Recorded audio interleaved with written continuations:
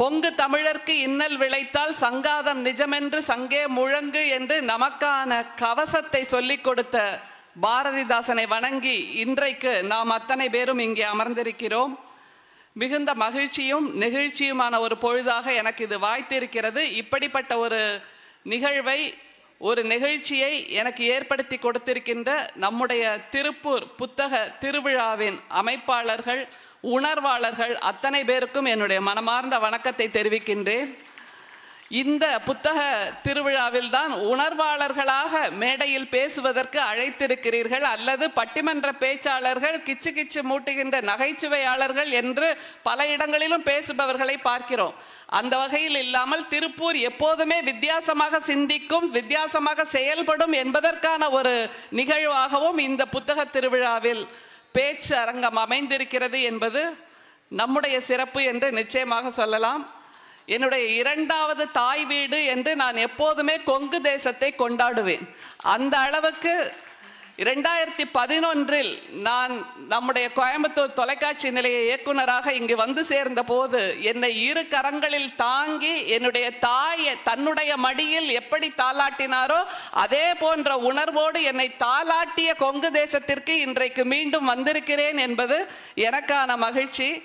அதை தாண்டி இங்கே இத்தனை பேர் அமர்ந்திருக்கிறீர்கள். 8 மணி ஆச்சுனாலே வயிற்றுல புளி கரைக்கும், வீட்டுக்கு போகணுமே அப்படின்ட்டு. அது மாதிரி இல்லாமல் பெண்களும் அமர்ந்திருக்கிறீர்கள் என்பதுதான் எனக்கான மகிழ்ச்சியாக இருக்கிறது. எனவே இங்கே அமர்ந்திருக்கின்ற பெண்களுக்கு நான் கூடுதலாக ஒரு வணக்கத்தை சொல்லுகின்றேன்.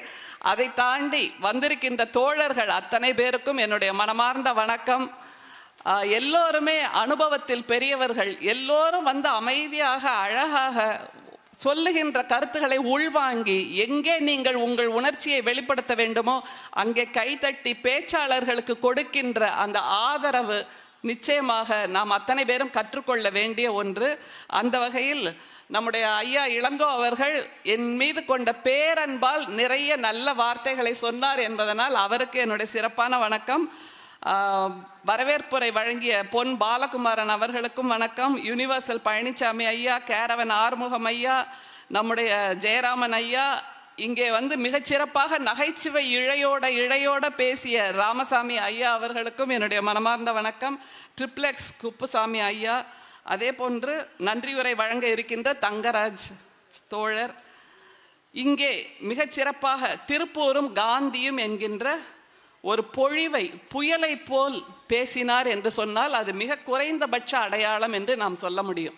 அப்படிப்பட்ட ஒரு புயலாக நமக்கு சரித்திரத்தை சொல்லி கொடுத்த இதப்படி இதுதான் நம்முடைய வரலாறு, இதுதான் உன்னுடைய வேர், இதை புரிந்து கொள், அதற்கு அப்புறம் நீ வேற விஷயங்கள் எல்லாம் கவனத்தை செலுத்து என்பதாக நம்முடைய மகாத்மா காந்தியடிகள் நேற்று மாலை சுட்டு கொன்றப்பட்டார்.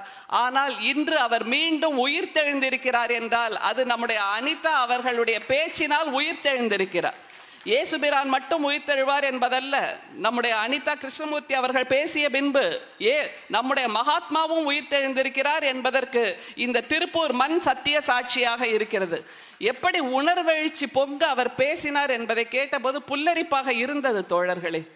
எங்கே தவற விட்டோம் காந்தியை? அவர் வருத்தத்தோடு ஒன்று பதிவு செய்தார், பார்த்தீர்களா? காந்தியை சுட்டுக் கொள்கின்ற அந்த பொம்மையில் இருந்து அல்லது அந்த உருவத்திலிருந்து குருதி வழிகின்றதை பார்த்து கொண்டாடுகின்ற ஒரு மனநிலைக்கு எப்போது நாம் மாறினோம் என்கின்ற அந்த கேள்வியை அவர் முன்வைத்தார். அதற்கு நாம் விடை தேட வேண்டிய கடப்பாட்டில் இருக்கிறோம். எங்கே இளைஞர்களை தவற விடுகிறோம்? எங்கே காந்தியை கொண்டாட வேண்டிய மனநிலையிலிருந்து தவறுகிறோம்? அவர் ஒரு கேள்வியை கேட்டார், வஉசியா காந்தியா என்று கேட்டால் நான் முதலில் வஉசியை தான் சொல்லுவேன் என்றார். சரி, ஏற்றுக்கொள்கிறோம், நிச்சயமாக நாமும் அப்படித்தான் நினைக்கிறோம். ஆனால் மகாத்மாவா கோட்சேவா என்று கேட்டால் கோட்சேவை நான் அப்புறம் வைப்பேன் என்கிறார்.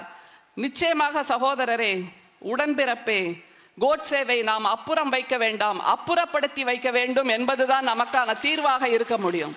அப்புறம் வைப்பதற்கு அது ஒன்றும் தெய்வீக பிறவி அல்ல, தேவதூதன் அல்ல, வந்து சேர்ந்த ஒரு அரக்கன் என்பதை நாம் மறந்துவிடக் கூடாது. அதனால் அப்புறம் வைக்க வேண்டாம், அப்புறப்படுத்தி வைப்போம் என்பதை இன்றைக்கு நாம் அத்தனை பேரும் சூளுரைக்க வேண்டும் தோழர்களே, சூளுரைக்க வேண்டும். அப்படி இருந்தால்தான் எதிர்கால இந்தியாவை காப்பாற்ற முடியும். எத்தனையோ சூழ்ச்சிகள் நம்மை சுற்றி சூழ்ந்து கொண்டிருக்கின்ற காலகட்டத்தில் கோட்சே என்கின்ற பெயரை உச்சரிப்பதை கூட நாம் தவிர்க்க வேண்டும். ஏனென்றால் சாக்கடைகளை நாம் மனதில் தூக்கி சுமக்க வேண்டிய தேவை இல்லை என்கின்ற புரிதலை இளைஞர்களுக்கு உருவாக்க வேண்டும். பார்த்தீனியங்கள், விஷ ஜந்துக்கள், பாம்புகள், நச்சு பாம்புகள், அரக்கர்கள், இவர்களை எல்லாம் சூரசம்ஹாரம் செய்வதற்குத்தான் நாம் இங்கே புத்தக திருவிழாவை நடத்தி கொண்டிருக்கிறோம். வெறுமே சமையல் புத்தகங்களையும் ஜோதிட புத்தகங்களையும் ஜெய் ஸ்ரீராம் சொல்லுகின்ற புத்தகங்களையும் வாங்குவதற்கு அல்ல என்கின்ற அந்த புரிதல் நமக்கு வேண்டும். எங்கே தவற விடுகிறோம் என்கின்ற ஒற்றை கேள்வி என் மனசில் சுழன்று கொண்டே இருக்கிறது. அதுவும் கொங்கு தேசம் என்பவர்கள் தேசியத்தையும் தெய்வீகத்தையும் கண்களாக மதிக்கின்ற மக்கள் என்று நமக்கு நன்றாக தெரியும். அந்த நிலையில் இங்கே எப்படி நச்சு பாம்புகள் உள்ளே வருகின்றன என்கின்ற ஒற்றை கேள்வியை இளைஞர்களுக்கு நாம் சொல்லித்தர வேண்டும். எது தேசியம், எது தெய்வீகம் என்பதையும் சொல்லித்தர வேண்டும். அந்த இரண்டு கண்களாக நாம் கொண்டாடிய அந்த கொள்கைகளை வைத்தே நம் கண்ணை குத்தி கொண்டிருக்கிறார்கள் என்றால், புக் ஃபேர் தான் நான் பேசுறேன். இல்ல இல்ல இல்ல, தேசியம் தெய்வீகம், தேசியமும் தெய்வீகமும் பா. தேசியம் தெய்வீகம் சொல்றது எங்களோட உரிமை. தேசியம் தெய்வீகம் சொல்வது எங்களுடைய உரிமை. தேசியம் தெய்வீகம் என்பது எங்களுடைய உரிமை.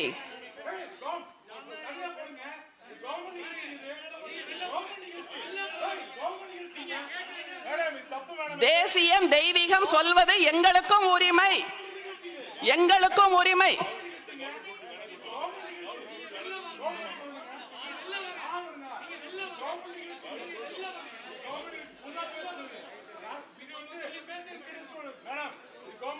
கவர்மெண்ட் நிகழ்ச்சி, தேசியம் தெய்வீகம் எங்களோட உரிமை, எங்களுக்கும் உரிமை.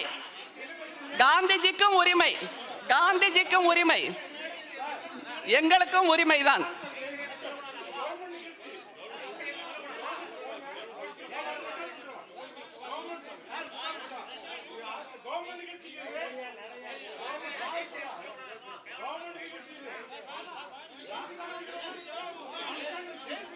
நன்றி.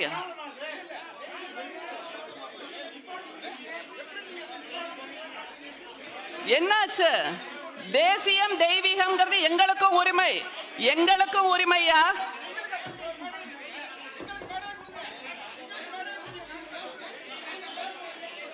தோழர்களை மீண்டும் நான் தொடர்கிறேன். ஒரு பெண் பேச ஆரம்பித்தால் இந்த சமூகத்தில் எப்படி நடக்கும் என்பதற்கான சாட்சியாக இந்த மேடை இருக்கிறது. ஒரு பெண் பேச ஆரம்பித்தால் அவளுடைய வார்த்தைகளை பறிக்கிறார்கள். அவளுக்கு மீண்டும் மௌனம் தான் பேச வேண்டும் என்கின்ற திணிப்பை செய்து கொண்டிருக்கிறார்கள்.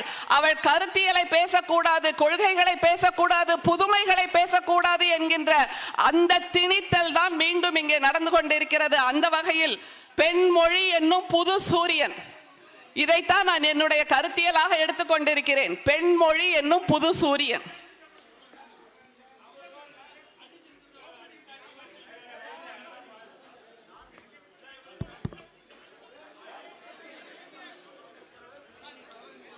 பெண்மொழி என்னும் புது சூரியன் என்கின்ற தலைப்பை கொஞ்சம் யோசித்து பார்த்தால், சூரியன்ல ஏது புது சூரியன்? எப்பவுமே சூரியன் என்பது புதுசாகத்தானே விடியல் செய்கிறது. சூரியன் என்பது புதிதாகத்தானே வானத்தில் முளைக்கிறது, வானத்தில் விடுகிறது என்று நமக்கு நன்றாக தெரியும். ஆனால் எந்த விதத்தில் பெண் சூரியன் வித்தியாசமாக இருக்கிறது என்பதை நாம் கருத்தில் எடுத்துக்கொள்ள வேண்டும்.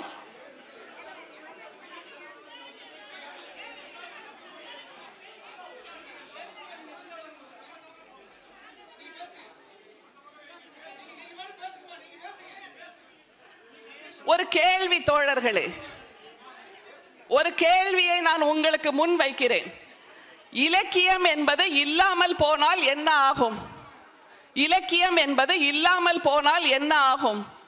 இந்த மாதிரி புத்தக திருவிழாக்களில் ஆயிரக்கணக்கான கடைகளை வைத்து ஆயிரக்கணக்கான நூல்களை விற்று கொண்டிருக்கிறோம் அல்லவா? இந்த மாதிரியான இலக்கியங்கள் இல்லாமல் போனால் என்ன ஆகும் என்கின்ற ஒற்றை கேள்வியை நீங்கள் கொஞ்சம் யோசித்து பார்க்க வேண்டும். ஆதாம் ஏவாள் நாம் பார்த்திருக்கின்ற, நாம் வாசித்திருக்கின்ற முதல் மனிதர்கள் என்று சொல்கிறோம் அல்லவா? அந்த ஆதாமும் ஏவாளும் எந்த நூலை வாசித்திருப்பார்கள்? யோசித்து பாருங்கள். அவர்கள் வாசிப்பதற்கு கிடைத்திருக்கக்கூடிய முதல் நூலாக எது இருந்திருக்க முடியும்? அது ஒரு கேள்வி. அடுத்தது உலகத்தின் கடைசி மனிதன் என்கின்ற ஒரு நிலை வரும் இல்லையா? அந்த கடைசி மனிதன் என்ற ஒரு நிலை வரும்போது அந்த கடைசி மனிதன் யாருக்கு தன்னுடைய கவிதையை கடைசியாக சொல்ல போகிறான் என்று யோசித்து பார்த்தால் அப்போதுதான் நமக்கு ஒன்று புரியும். அந்த கடைசி மனிதன் தன்னுடைய குரலை இந்த காற்றுக்கு சொல்லுவான், இந்த வானத்துக்கு சொல்லுவான், அந்த சூரியனுக்கு சொல்லுவான், அந்த சந்திரனுக்கு சொல்லுவான், அந்த நட்சத்திரங்களுக்கு சொல்லுவான். எப்படியாவது தன்னுடைய கவிதை மூலமாக விதைகளை விதைத்து விட்டுதான் அவன் செல்லுவான். காரணம், அடுத்து வருகின்ற பிரபஞ்சத்தில் இருக்கின்ற மனிதர்கள் அந்த விதைகளை பெற்றுக்கொள்ள வேண்டும் என்கின்ற அந்த நிலைப்பாட்டை நாம் புரிந்து கொள்ள வேண்டும். சரி, நாம மட்டும்தான் இலக்கியம் படைக்கிறோமா? தோழர்கள் அரங்கத்திற்குள் வந்து அமர வேண்டும் என்று கேட்டுக்கொள்கிறோம். திரும்ப பேசலாம். நீங்கள் வாங்க, தயவு செஞ்சு வாங்க, தயவு செஞ்சு அரங்கத்துக்கு வாங்க. ஒரு அருமையான கருத்துரை வழங்கி கொண்டிருக்கார். நீங்கள் அரங்கத்துக்கு வாங்க, அவங்க விட்டு வாங்க, வாங்க தோழர். மனிதர்களாகிய நாம் மட்டும்தான் படைக்கிறோமா? கொஞ்சம் மனதை திறந்து வைத்து யோசிக்கலாம் தோழர்களே. நாம் மட்டும்தான் படைக்கிறோமா? நாம் மட்டும்தான் புத்தக காட்சி என்று அரங்கத்தை அமைக்கிறோமா என்றால், இந்த பூமியில் இருக்கின்ற செடிகள் எல்லாம் பூக்களாக தங்களுடைய மொழிகளை வெளிப்படுத்துகின்றன. இந்த பூமியில் இருக்கின்ற மரங்கள் எல்லாம் கனிகளாக தங்களுடைய மொழிகளை வெளிப்படுத்துகின்றன. இந்த பூமியில் இருக்கின்ற பறவைகள் எல்லாம் இசையாக தன்னுடைய மொழியை வெளிப்படுத்துகின்றன. இந்த பூமியில் இருக்கின்ற விலங்குகள் எல்லாம் நன்றி அறிதலாக தன்னுடைய மொழியை வெளிப்படுத்துகின்றன. ஆனால் அந்த மொழியெல்லாம் நமக்கு புரிவதில்லை. நமக்கு புரிந்த மொழிகளுக்கு இலக்கணம் தேவையாக இருக்கிறது, கவிதை தேவையாக இருக்கிறது, உரைநடை தேவையாக இருக்கிறது, புதினங்கள் தேவையாக இருக்கிறது, இந்த மாதிரியான ஒலி அசைப்பு தேவையாக இருக்கிறது. அந்த வகையில் இந்த ஒலியை, மொழியை, இலக்கணத்தை, இலக்கியத்தை தன்னுடைய கையில் முதலில் எடுத்துக்கொண்டது ஆண் கரங்கள் என்று நாம் நிச்சயமாக சொல்லலாம். அதனால்தான் இங்கே பேசிய நம்முடைய ஷக்கீலா பர்வீன் அவர்கள் பேசும்போது ஒரு வார்த்தையை அழகா சொல்லிட்டு போனாங்க. என்னன்னா, எங்களுடைய மொழியை பேச வந்திருக்கின்ற சகோதரி ஆண்டாள் பிரியதர்ஷினி என்று சொன்னார். அப்படியானால் பெண்களுடைய மொழியை பேசுவதற்கென்று ஒரு மேடை தேவையாக இருக்கிறது. பெண்களுடைய மொழியை கேட்பதற்கென்று ஒரு அரங்கம் தேவையாக இருக்கிறது. அந்த அரங்கத்தில் இருந்து கேட்கின்றவர்கள் மன விசாலம் படைத்தவர்களாக இருக்கிறார்கள்.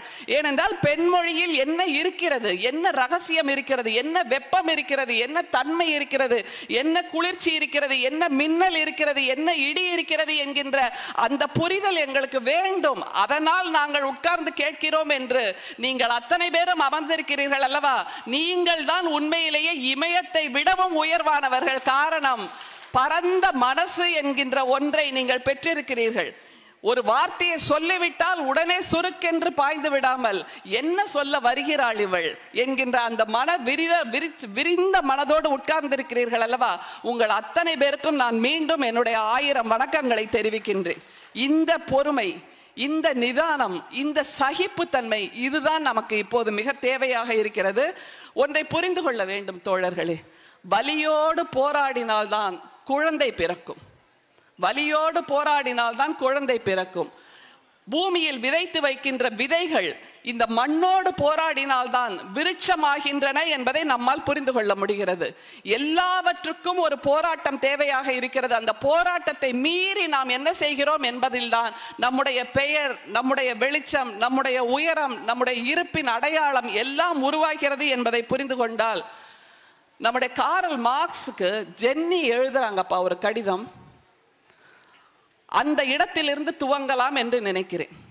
காரல் மார்க்ஸ், நமக்கு பொது உடைமை தத்துவத்தை கொடுத்த காரல் மார்க்ஸுக்கு கூட அவருடைய ஜென்னி எப்படிப்பட்ட ஒரு காதல் தேவதையாக இருந்திருக்கிறாள், எப்படியெல்லாம் அவரை ஊக்குவித்திருக்கிறாள், எப்படியெல்லாம் அவர் சிறிது தடுமாறிய போது கூட நம்முடைய ஜென்னி மிகச்சிறிய மிக அற்புதமான ஒரு சுவாசத்தை கொடுத்திருக்கிறாள். அந்த புள்ளிதான் பெண்கள் எழுத வருவதற்குமான ஒரு புள்ளியாக இருக்கிறது என்பதை நீங்கள் புரிந்து கொள்ளுங்கள். அவள் சொல்கிறாள், காரல் மார்க்ஸை பார்த்து சொல்கிறாள், அன்பே, உங்கள் பேனாவை காகிதத்தின் மீது மென்மையாக ஓட விடுங்கள். சில சமயம் உங்கள் பேனா தடுக்கி விழுந்து விடுமானால் அதோடு சேர்ந்து உங்கள் வாக்கியம் மட்டுமின்றி நீங்களும் விழ நேரலாம். முற்ற முழுக்க காரல் மார்க்ஸை புரிந்து வைத்திருக்கிறாள் ஜென்னி. கவலை வேண்டாம் என்று ஒரு வார்த்தை சொல்கிறாள். கவலை வேண்டாம், உங்கள் சிந்தனைகள் பழைய காலத்து படை வீரர்களைப் போல் துணிவுடனும் உறுதியுடனும் விரைப்பாக நிற்கின்றன. அவர்களைப் போல் அவை சாகும், ஆனால் சரணடைய மாட்டா. they may die but they will not surrender என்று சொன்னால் என்றால் அதுதான் இப்போதும் நடந்து கொண்டிருக்கிறது. பொது உடைமை தத்துவம் என்கின்ற அந்த தத்துவம் இப்போதைய காலகட்டத்தில் மீண்டும் நமக்கு தேவையாக இருக்கிறது. அப்படிப்பட்ட ஒரு தத்துவத்தை உருவாக்கிய காரல் மார்க்ஸுக்கு எது உத்வேகமாக இருந்தது என்றால் ஜென்னியின் வார்த்தைகள் உத்வேகமாக இருந்தது என்பதைத்தான் நாம் புரிந்து கொள்ள வேண்டும். அதே மாதிரி நம்முடைய காரல் மார்க்ஸ் சொல்கிறார், நமது வேலை உலகம் எப்படி தோன்றியது என்று சிந்திப்பதல்ல, புதிதாக ஒரு உலகத்தை உருவாக்குவதுதான் நம்முடைய வேலை என்கிறார். அப்படி புதிதாக ஒரு உலகத்தை உருவாக்குகின்ற வேலையைத்தான் பெண்களின் படைப்புகள் செய்து கொண்டிருக்கின்றன. ஆண்களின் படைப்புகள் பழைய உலகத்தை அப்படியே மீட்டுருவாக்கம் செய்கிறது என்றால் பெண்களின் படைப்புகள் புதிய உலகத்தை உருவாக்கி கொண்டிருக்கின்றன. ஆண் சூரியன் என்று சொன்னேன் அல்லவா? ஆண் சூரியன் ஒரு பிரபஞ்சத்தின் மீது வெளிச்சம் பாய்ச்சுகிறது. ஆனால் அந்த சூரியன் வெளிச்சம் பாய்ச்சாத இடங்களில் கூட பெண் எழுத்துக்கள் வெளிச்சம் பாய்ச்சுகின்றன என்பதை நாம் புரிந்து கொள்ள வேண்டும். அந்த பெண் எழுத்துக்கள் வெளிச்சம் பாய்ச்சுகின்ற இடங்கள் இதுவரைக்கும் யாராலும் தொடாத இடங்கள், யாராலும் உணர முடியாத இடங்கள், யாராலும் உணர முடியாத உணர்வுகள் என்பதை கொஞ்சம், அது ஒரு பெரிய கடல் தோழர்களே, ஒரு கையில தான் அள்ள முடிஞ்சது இன்னைக்கு. அப்படியாக அள்ளி கொண்டு வந்திருக்கிறேன். அதுல மிக முக்கியமாக திரும்பவும் அந்த கவிதையை சொன்னா பிரளயமே வெடிச்சிரும் போல இருக்கு. ஒரு தேசத்தை எப்படி காப்பாற்ற வேண்டும் என்பதற்கு ஔவை சொல்கிறாள். நான் பாடலை மட்டும் சொல்லிடுறேன், விளக்கத்தை நீங்க வீட்டில் போய் பார்த்துக்கோங்க. ஏன்னா விளக்கி சொன்னால் நிச்சயமாக மீண்டும் ஒரு தடங்கல் ஏற்படும் என்பது நமக்கு நன்றாக தெரியும். ஔவைகிட்ட கேட்குறாங்க, ஒரு அரசனும் ஔவையும் பேசிக்கொண்டிருக்கும் போது அரசன் சொல்கிறான், எனக்கு இந்த தேசத்தை ஆள்வதற்கு எப்படிப்பட்ட மக்களிடம் பொறுப்புகளை கொடுக்க வேண்டும் என்று புரியவில்லை.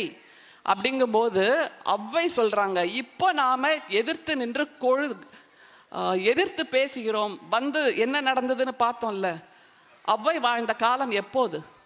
எத்தனை நூற்றாண்டுகளுக்கு முன்பு? அப்போதே அந்த ஔவை அரசனுக்கு அறிவுரை சொல்லி இருக்கிறாள்.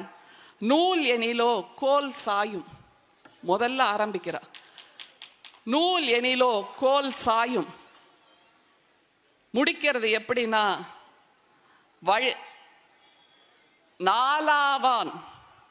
நாலாம் அவன் மந்திரியும் ஆவான். நூல் எனிலோ கோல் சாயும், நாலாம் அவன் மந்திரியும் ஆவான், வழிக்கு துணையும் ஆவான், அந்த அரசே அரசு. வீட்டில் போய் அர்த்தத்தை தேடி பார்த்துக்கோங்க. நூல் எனிலோ கோல் சாயும், நாலாம் அவன் மந்திரியும் ஆவான், வழிக்கு துணையாவான், அந்த அரசே அரசு என்று சொன்னால் எப்படிப்பட்ட ஒரு புதிய சித்தாந்தத்தை பல 100 ஆண்டுகளுக்கு முன்னால் ஔவையாரால் துணிச்சலாக சொல்ல முடிந்திருக்கிறது. அது தமிழின் அடையாளம். ஔவையாரின் அடையாளம் என்பதை விட தமிழின் அடையாளம். தமிழ்தான் அந்த துணிச்சலை தந்திருக்கிறது, தமிழ்தான் அந்த அச்சமற்ற நிலையை கொடுத்திருக்கிறது என்பதை நாம் புரிந்து கொள்ள வேண்டும். இன்னொரு கவிதை, பெண்களின் படைப்புகள் என்னவெல்லாம் செய்யும் என்பதற்கு தஸ்லிமா நஸ்ரீன், நமக்கு நன்றாக தெரிந்த அந்த கவிஞர், தன்னுடைய தலைக்கு விலை வைக்கப்பட்டு ஒவ்வொரு தேசமாக சென்று கொண்டிருக்கிறார். அவர் சொல்கிறார், இந்த உலகத்தில் இருக்கின்ற பூசல்களுக்கெல்லாம் என்ன காரணம் என்று அவரிடம் கேட்டபோது அவர் ஒரு கவிதையை சொல்கிறார். இந்த கவிதையில இப்ப சொன்னா இப்படி பிரச்சனை ஆகுது, பிரளயமாகுது, ஆனால் எழுதிய காலத்திலிருந்தே இந்த கவிதைகள் உயிர் பெற்று நிலை பெற்று நின்று கொண்டிருக்கின்றன. அதை சொல்லுவதற்கு கூட ஒரு தனி துணிச்சல் தேவையாக இருக்கிறது என்னும் போது என்ன மாதிரி நிலையை நாம் சென்று கொண்டிருக்கிறோம் என்கின்ற புரிதல் நமக்கு வேண்டும் தோழர்களே. இதில் தஸ்லிமா நஸ்ரீன் சொல்கின்ற தீர்ப்பு அல்ல, தீர்வு. அதுதான் இனிமேல் உலகத்துக்கான தீர்வாக இருக்க முடியும். அவள் சொல்கிறாள், கோபுரங்களை தரைமட்டமாக்குங்கள், கோயில்கள், மசூதிகள், குருத்வாராக்கள், சர்ச்சுகளின் கற்கள் கொழுந்து விட்டு எரியும் தீயில் எரியட்டும். அந்த அழிவினின்றும் நறுமணத்தை பரப்பிக்கொண்டு அழகான மலர் தோட்டங்கள் எழட்டும் என்கிறாள். நெருப்பிலிருந்து மலர் தோட்டங்கள் எழட்டும். காரணம், இப்போது நமக்கு தேவை மலர் தோட்டங்களும் மலர்களும் தானே தவிர வேறு அல்ல என்கின்ற புரிதல் நமக்கு இப்போது தேவையில்லையா? குழந்தை பள்ளிகளும் படிப்பகங்களிலும் அதனின்றும் எழட்டும் என்கிறாள். அந்த நெருப்பு அழிக்கிறது என்று நாம் நினைத்துக் கொள்கிறோம். அழிக்கவில்லை. அந்த நெருப்பிலிருந்து குழந்தை படிப்பகங்களும் நூலகங்களும் பள்ளிகளும் எழட்டும். அதுதான் இன்றைய பூமிக்கு தேவை என்று சொன்னால் இதுதானே கவிதையின் செயல்பாடாக இருக்க முடியும். கவிதை சொல்லும் இந்த பூமிக்கு என்ன தேவை என்று. அதனால் தான் சொல்கிறோம், poets are the unacknowledged legislators of the world. ஆட்சியாளர்களை விடவும் கவிஞர்கள், எழுதுகோலை கையில் பிடிக்கின்ற கவிஞர்கள் தான் இந்த பூமிக்கு எது தேவை என்பதை பாரபட்சமின்றி சொல்லக்கூடிய துணிச்சல் உடையவர்கள். அதனால் இன்று முதல் மதத்தின் மறுபெயர் மனிதம் என்றாகட்டும் என்று சொல்கிறார். மனிதம் மட்டும்தான். அந்த நீயை அடிச்சிட்டா மதமாகிவிடும். மதத்துக்கு நடுவே ஒரு நீயை போட்டால் அதுதான் மனிதர்கள் என்று உலவிக் கொண்டிருக்கின்ற நம்முடைய அடையாளமாக இருக்க முடியும். இதை யாராவது மறுதலித்து விட முடியுமா? மனிதம் தேவையில்லை என்று மறுதலித்து விட முடியுமா? முடியாதல்லவா? அப்படிப்பட்ட நிலையில் தான் நாம் இந்த உலகத்தை புதுப்பிக்க வேண்டும் என்பதை சொல்லுகின்ற அந்த சூரியன் நம்முடைய தஸ்லிமா நஸ்ரீனின் சூரியன். அதே மாதிரி கீதா ஹிரண்யன் என்கின்ற பக்கத்து ஊர் நம்முடைய மலையாள தேசத்து கவிஞர், அவர் நம்முடைய பூமியில் காது பதித்து ஒரு கேள்வியை கேட்கிறார். இதையும் சொல்லணுமான்னு தெரியல, சொல்றேன். சொர்க்க ஆரோகணம் தெரிஞ்சு வச்சுக்கோங்கப்பா. மனசை திறந்து வைங்கள் என்று நான் ஆரம்பத்தில் சொன்னது. மனதை, அறிவை விரிவு செய், அகண்டமாக்கு, விசால பார்வையால் விழுங்கு மக்களை, அனைத்துக்குள் சங்கமமாக்கு, மானுட சமுத்திரம் நான் என்று கூவு என்று நம்முடைய பாரதிதாசன் சொல்கிறார் என்றால் அந்த அறிவை விரிவு செய்து மானுட சமுத்திரம் நான் என்று கூவு என்று அந்த நிலைக்கு நம்மை உயர்த்தி செல்வதுதான் கவிதைகள், இலக்கியத்தின் பணி. அங்கே ஒருவன் கஷ்டப்பட்டு துன்பப்பட்டு கண்ணீர் வடிக்கிறான் என்றால் நான் இந்த பக்கம் மயிலிறகோடு நடந்து கொண்டிருப்பது மனிதத்தின் அடையாளம் அல்ல. அப்படி துன்பப்படுகிறவர்களுக்காக சேர்த்து பாரம் சுமக்கின்றவர்கள் தான் படைப்பாளர்கள். அதனால் தான் படைப்பாளர்களையும் சிந்தனையாளர்களையும் நாம் கொண்டாடி கொண்டிருக்கிறோம். மற்றவர்கள் எல்லாம் பல்லக்கில் ஏறி சென்று கொண்டிருக்கும் போது படைப்பாளர்களும் உணர்வாளர்களும் தான் அங்கே கஷ்டப்படுபவனை தன்னுடைய தோளில் தூக்கி கொண்டு சுமக்கிறார்கள் என்பதனால் தான் இலக்கியம் ஜெயித்து நிற்கிறது. அந்த வகையில் கீதா ஹிரண்யன் என்கின்ற அந்த கவிஞர் எழுதி இருக்கின்ற ஒரு கவிதை, நான் பூமியோடு முகம் பதிக்கிறேன். இந்த காட்சி படிமத்தை உணர்ந்து கொள்ளுங்கள். நான் பூமியோடு முகம் பதிக்கிறேன். சீதையின் தாயே, என சீதை அந்த பூமியிலிருந்து வந்த ஒரு பொண்ணு, உனக்குள் என்ன அலை ஓயாத துக்கம்? அந்த பூமியை கேட்கிறா அவ. மருமகனின் கொடூர முடிவு கண்ட சோக நதியின் துடிதுடிப்பா? சரையு நதியில் விழுந்து அந்த காவிய நாயகன் இறந்து போனான், தற்கொலை செய்து கொண்டான் என்பது நமக்கு நன்றாக தெரியும். அந்த பூமியிடம் அவள் கேட்கிறாள், மருமகனின் கொடூர முடிவு கண்ட சோக நதியின் துடிதுடிப்பா? இனி ஒருபோதும் இந்த சாயலில் உனக்கு வாய்க்காத ஒரே ஒரு மருமகன் அன்று நதியில் குளிக்க இறங்கி இருந்த போது கரையில் இருந்தேன் நான் என்கிறாள் அவள். இவள் கரையில் இருந்தாளாம். கரையில் இருந்து என்ன பார்த்தாள் என்றால், சரையு நதியாக ஓடிக்கொண்டிருந்தது எல்லாமே பெண்களின் மௌன கண்ணீர் என்பதை அவள் உணர்ந்து கொண்டிருக்கிறாள். பெண்களின் மௌன கண்ணீர் தான் இன்னமும் ஆறுகளாகவும் நதிகளாகவும் கடல்களாகவும் அருவிகளாகவும் விழுந்து கொண்டிருக்கின்றன என்பதை இவள் புரிந்து வைத்திருக்கிறாள். அந்த புரிதலை நாம் பெறுவதற்காகத்தான் பெண் என்கின்ற புதிய சூரியன் என்ன சொல்கிறது என்பதை தெரிந்து கொள்ள வேண்டும் என்று நான் சொல்கிறேன். தெரிஞ்சுக்கவாது செய்யுங்க, அப்புறம் நம்ம தீர்வை தேடலாம். முதல்ல தெரிஞ்சுக்கலாம். அன்று நதியில் குளிக்க இறங்கி இருந்த போது கரையில் இருந்தேன் நான். எனக்கு தெரியும் சரையுவில் நிகழ்ந்தது சொர்க்க ஆரோகணம் அல்ல. கழிவிறக்கத்தின் பேரலையில் மூழ்கி அரசன் மூச்சு திணறிக் கொண்டிருந்தான். அக்னியால் சுட முடியாதவளை வசையால் சுட்டதில் எரிந்து போன கணவனின் ஜலப்பிரவேசம். அக்னியால் சுட முடியாதவளை வசையால் சுட்டதில் எரிந்து போன கணவனின் ஜலப்பிரவேசம். அதுவும் தனித்தல்ல, அவனோடு வேடிக்கை பார்த்து நின்ற மௌன குற்றவாளிகளை ஒரு கூட்டம் ஆற்றில் இறங்கியதும் எனக்கு தெரியும் என்கிறார். நீ தீக்குளிக்க வேண்டும் என்று சொன்ன போது ஒரு கூட்டம் நின்று வேடிக்கை பார்த்ததல்லவா, அத்தனை பேரும் மனசாட்சி குத்தி குதிர அந்த ஆற்றில் இறங்கினார்கள் என்று ஒரு பெண்ணால் உணர முடிந்திருக்கிறது தோழர்களே. நம்ம பார்த்துருக்கோம்ல, ஜப்பான்ல குண்டு போட்டப்போ அந்த குண்டு போட்ட அந்த நபர், அந்த ராணுவ வீரர் கடைசியாக இறக்கும்போது சொல்கிறார், அதற்கு பின்பு, அந்த சம்பவத்திற்கு பின்பு மன உளைச்சலில் ஈடுபட்டு மன உளைச்சலுக்கு ஆளாகி அவர் மன நோய் வந்து இறந்து போனார் என்பது நமக்கு நன்றாக தெரியும். அப்படிப்பட்ட மன உளைச்சல் வேடிக்கை பார்த்த அவர்களுக்கும் இருந்தது. அதனால் அவர்கள் சரையு நதியில் இறங்கினார்கள் என்று சொல்லும்போது புராணத்தை நாம் அப்படியே ஏற்றுக்கொள்வது சரியல்ல. அதிலும் பெண்களின் பார்வையிலிருந்து புராணத்தை பார்க்கும்போது அது வேறு ஒரு ரகசியத்தை நமக்கு சொல்லும் என்பதைத்தான் கீதா ஹிரண்யனின் இந்த கவிதை சொல்கிறது. சரையுவில் நிகழ்ந்தது சொர்க்க ஆரோகணம் அல்ல, அது ஒரு கூட்டு தற்கொலை. அது ஒரு கூட்டு தற்கொலை. எப்படிப்பட்ட ஒரு வித்தியாசமான பார்வை பாருங்கள். எந்த ஆண் படைப்பாளரும் இப்படியான ஒரு பார்வையை கொண்டிருக்கவில்லை. ஒரு பெண்ணுக்கு புரிகிறது அங்கே என்ன நடந்தது என்று. அதே மாதிரி இன்னும் ஒரு கவிதை இருக்கிறது தோழர்களே. கால் தூசுபட்டு உயிர் தழவா, அந்த பெண் கேட்கிறாள், கால் தூசுபட்டு உயிர் தழவா, கால் தூசியை விட இழிந்தவளா நான்? இந்த கேள்விக்கு எங்காவது பதில் இருக்கிறதா? கால் தூசியை விட இழிந்தவளா நான்? என்னை விட புனிதமா கால் தூசி? என்னை விட புனிதமா கால் தூசி? விமோசனம் வேண்டாம், கல்லாகவே கிடக்கிறேன், அது போதும் எனக்கு என்று முடிவு செய்கிறாள் அவள். விமோசனம் வேண்டாம், கல்லாகவே கிடக்கிறேன், அது போதும் எனக்கு.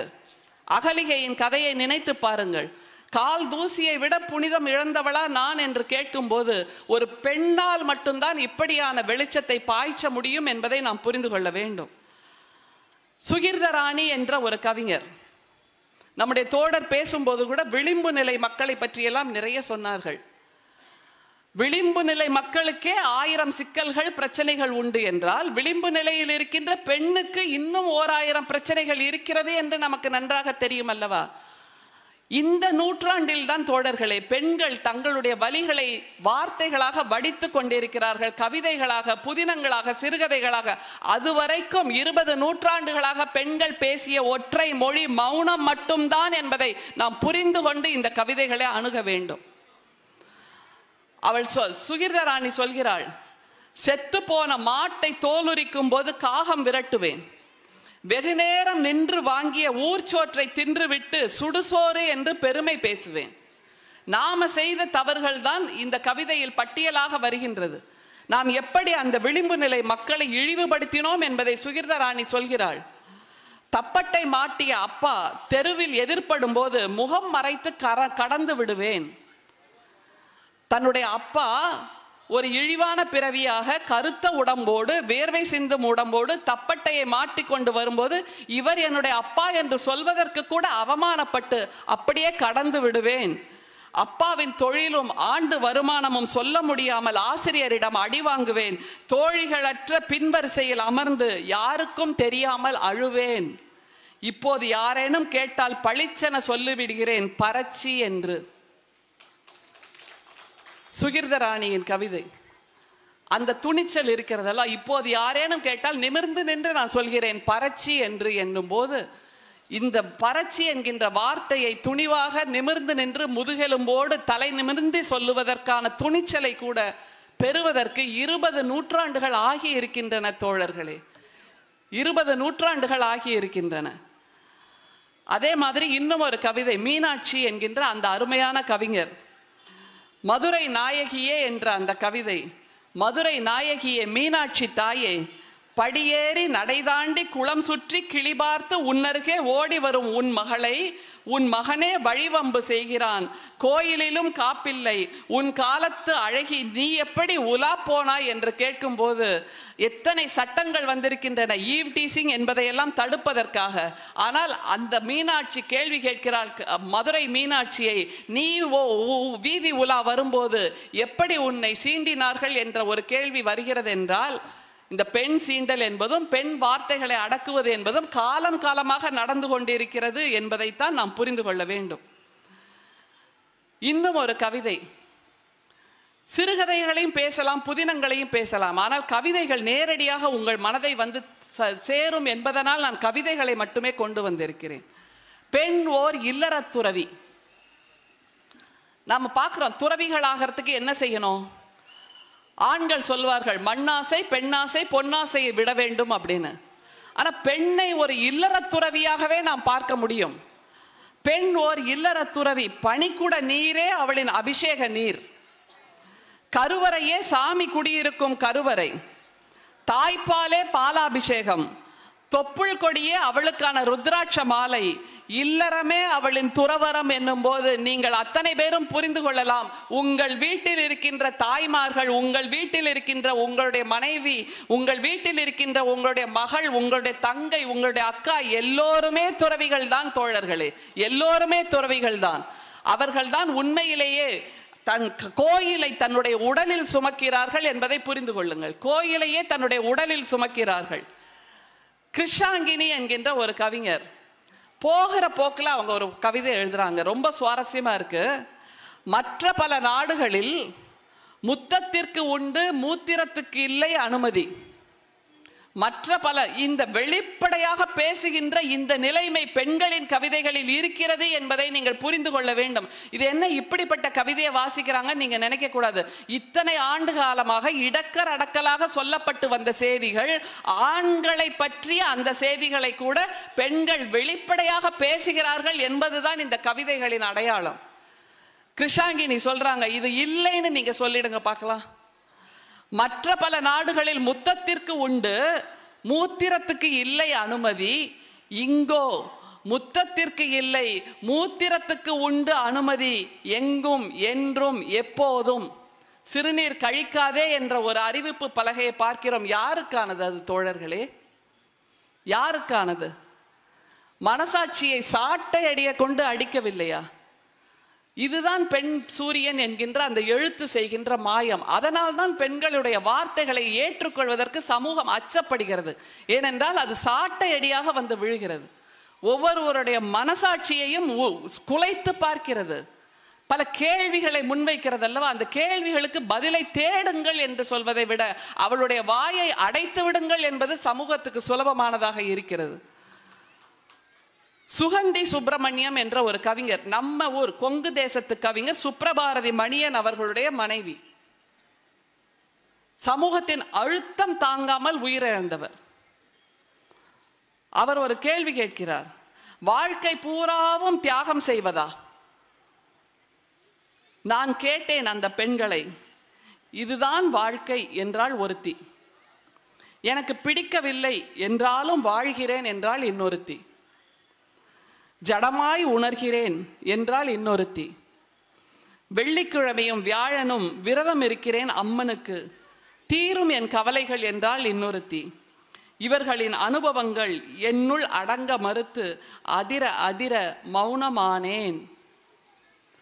சமூகம் சுகந்தி சுப்பிரமணியம் மீது கொடுத்த அந்த அழுத்தத்தால் அவளால் கவிதை எழுத முடிந்திருக்கிறதை தவிர எதிர்குரல் எழுப்ப முடியவில்லை. அதிர அதிர பேசினாள் என்று நாம் நினைப்போம். இல்லை, அதிர அதிர மௌனமானாள். மௌனம் மட்டும்தான் பெண் பேச வேண்டிய ஒற்றை மொழி என்னும் போது அந்த மௌனத்தை உடைப்பதுதான் நம்முடைய பெண் படைப்பாளர்கள் செய்கின்ற ஒற்றை வேலை. பாலபாரதி கம்யூனிச சித்தாந்தத்தோடு இயங்கிக் கொண்டிருக்கின்ற அந்த தோழர், அவருடைய கவிதை கேட்கின்ற ஒரு கேள்வி, பயணம் செய்கின்ற எல்லா பெண்களும் இந்த சித்திரத்தை உணர்ந்திருப்பார்கள். இந்த கவிதையை வாசிக்கின்ற மனசில் அந்த சித்திரத்தை படித்துக் கொள்ளுங்கள். எவர் இருத்தலையும் உணராது, ஒரு ட்ரெயின் போகியா இருக்கலாம், ஒரு ட்ரெயினோட கம்பார்ட்மெண்டா இருக்கலாம், அந்த சித்திரத்தை மனதில் வரைந்து கொள்ளுங்கள். எவர் இருத்தலையும் உணராது, எல்லார் முன்னிலையிலும் மேல் சட்டை கழற்றி பனியனை உதறி கைலிக்குள் புகுந்து தொப்பை தடவி கால் மீது கால் போட்டமர்ந்து உறக்க பேசி சிரித்து பயணிக்கும் ஆண்களின் பயணம் தொடர்கிறது வழக்கம் போல். அப்போதெல்லாம் பெண்கள் என்ன செய்கிறார்கள்? எழுதுகிறார் பாலபாரதி. அப்போதெல்லாம் தலை குனிந்து நகம் கடித்து புத்தகம் தேடுவது போல் பாவனை செய்து பார்வையை அங்கிருந்து நகற்றி சமூக அடிமையாய் ஒடுங்கச் செய்கிறது பெண் பயணிகளை. செய்கிறோமா இல்லையா? கேள்விகள் கேள்விகள் கேள்விகள். பெண் படைப்பாளர்கள் இதைத்தான் முன்வைக்கிறார்கள். ஏனென்றால் 20 நூற்றாண்டுகளாக அவள் முதுகில் சார்த்தி வைத்திருந்த அந்த கேள்விகளை இப்போது நிமிர்ந்து நின்று அவர்கள் கேட்கிறார்கள். நம்ம பக்கத்துல இலங்கையிலிருந்து ஒரு குரல் வருகிறது தோழர்களே. செல்வி சிவரமணி என்கின்ற அந்த பெண் எழுதுகிறாள், அடுக்களை நெருப்பில் அன்றாடம் நின்றும் நம் உணர்வுகள் இன்னும் சூடேறவில்லை தோழி. அடுக்களை நெருப்பில் அன்றாடம் நின்றும் நம் உணர்வுகள் இன்னும் சூடேறவில்லை தோழி என்று. சரி, இங்க பக்கத்துல இலங்கை தான் அப்படின்னா ஆப்கான் தேசத்துக்கு போலாம். ஆப்கான் தேசத்திலேருந்து ஒரு 4 வரி ஆங்கில கவிதை.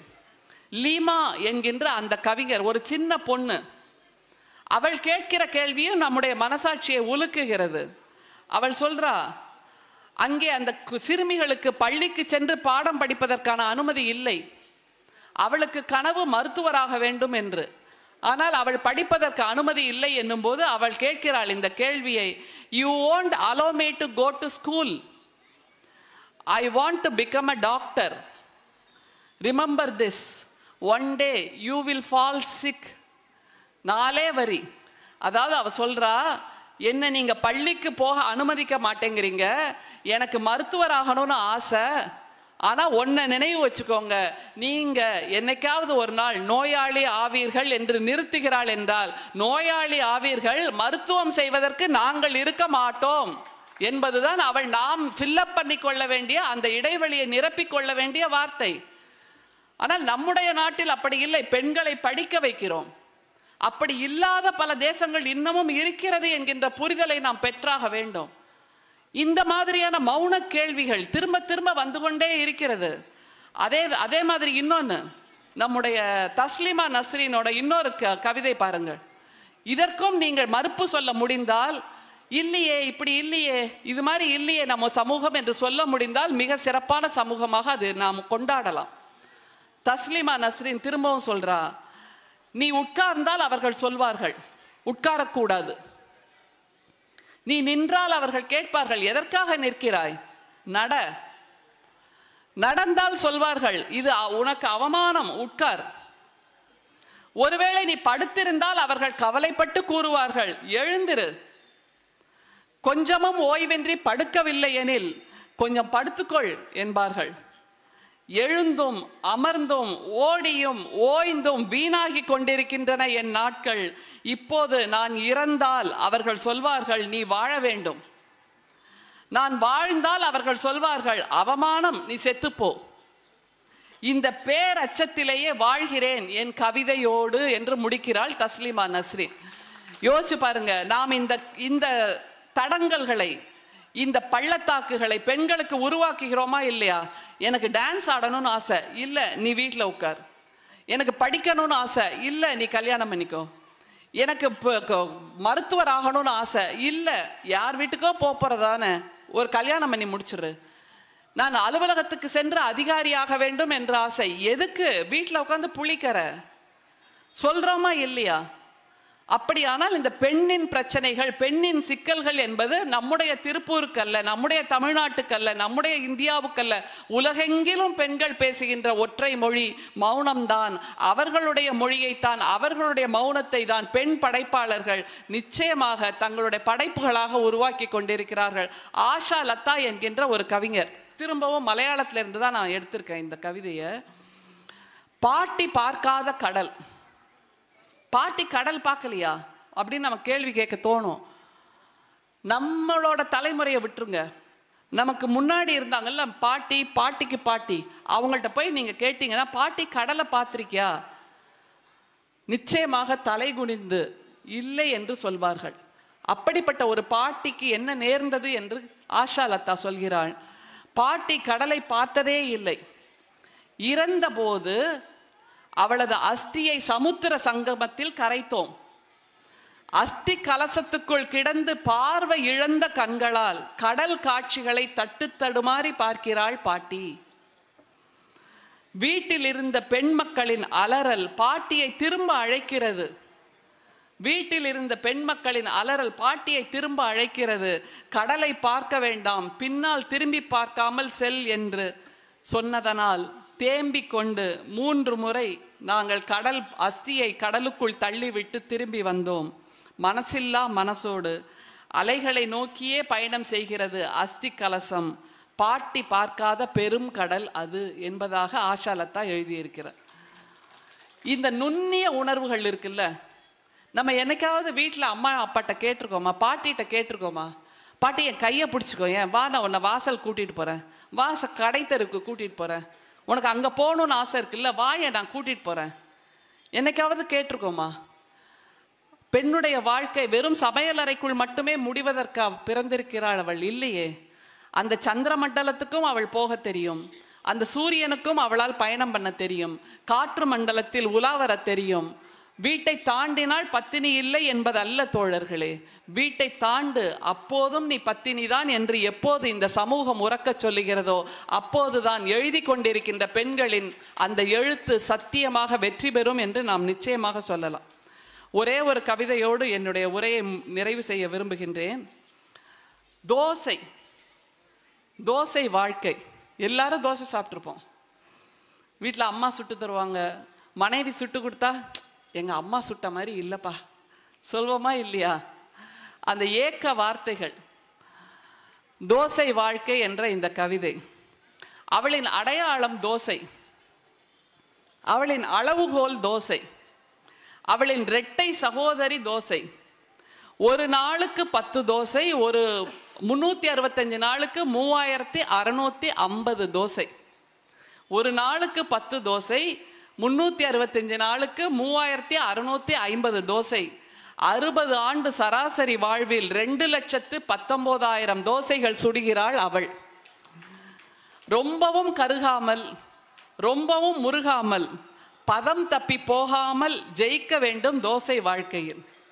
ஒவ்வொரு தோசையும் அவளுக்கு முழு பரீட்சை. தோசை புளித்தால் வாழ்க்கை புளிக்கும், தோசை கருகினால் வாழ்க்கை கருகும், தோசை கிழிந்தால் வாழ்க்கையும் கிழியும். தோசையின் பதமே வாழ்க்கையின் பதம். தோசை போல் இருக்கிறது அவள் வாழ்க்கை, அவள் போல் இருக்கிறது தோசை வாழ்க்கை என்பதாக இந்த கவிதை நிறைவு பெறுகிறது. யோசித்து பாருங்கள், உங்கள் வீட்டிலும் தோசை சுடுகின்ற அந்த பெண் இருக்கிறாள். இதுவரைக்கும் அவள் எத்தனை தோசைகளை சுட்டிருக்கிறாள் என்று யாருமே கணக்கு போட்டதில்லை. தோசையை திருப்பி போட்டு திருப்பி போட்டு திருப்பி போட்டு கழிகிறது அவளுடைய வாழ்க்கை.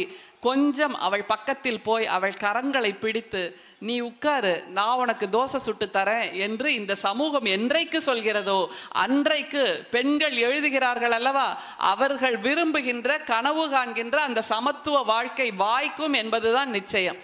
அப்படிப்பட்ட ஒரு சமத்துவ வாழ்க்கை வாய்க்கும் வரைக்கும் பெண்கள் எழுதி கொண்டேதான் இருப்பார்கள். நம்முடைய புரட்சி வீரர் சேகுவேரா அவருடைய போராட்டங்களை பற்றி ஒரு முறை பத்திரிகையாளர்கள் கேட்டபோது அவரிடம் கேட்டார்கள், எத்தனை ஆண்டு காலம் நீங்கள் போராடுவீர்கள், போராட்டம் தான் உங்களுடைய வாழ்க்கையா என்று கேட்டபோது அவர் சொல்லி இருக்கிறார், இந்த பூமியின் கடைசி மனிதனுக்கு கஷ்டங்கள் தீரும் வரைக்கும் நான் போராடுவேன் என்று. அப்படிப்பட்ட ஒரு போராட்டத்தை தான் பெண்களும் இப்போது எழுதுகின்ற பெண்கள், பேசுகின்ற பெண்கள், சமூகத்தில் இயங்கிக் கொண்டிருக்கின்ற பெண்கள் எல்லோரும் எதிர்கொள்கிறோம். அப்படி சமூகத்தின் எதிர்ப்பை மீறித்தான் எங்களுடைய பேனாக்கள் தலை குனியாமல் எழுதி கொண்டிருக்கின்றன, எங்களுடைய முதுகெலும்பு குனியாமல் நாங்கள் செயலாற்றி கொண்டிருக்கிறோம், எங்களுடைய வார்த்தைகள் குனியாமல் நாங்கள் உரக்க பேசி கொண்டிருக்கிறோம். இந்த சமூகத்தின் மனசாட்சியை தொடுவது மட்டும்தான் பெண் எழுத்தின் ஒற்றை நோக்கமாக இருக்கிறது. இந்த சமூகம் இதுவரைக்கும் பார்க்காத இடங்களிலெல்லாம் வெளிச்சத்தை பாய்ச்சுவதுதான் இந்த பெண்களின் எழுத்தின் நோக்கமாக இருக்கிறது என்பதை சொல்லி விடைபெறுகிறேன். நன்றி, வணக்கம்.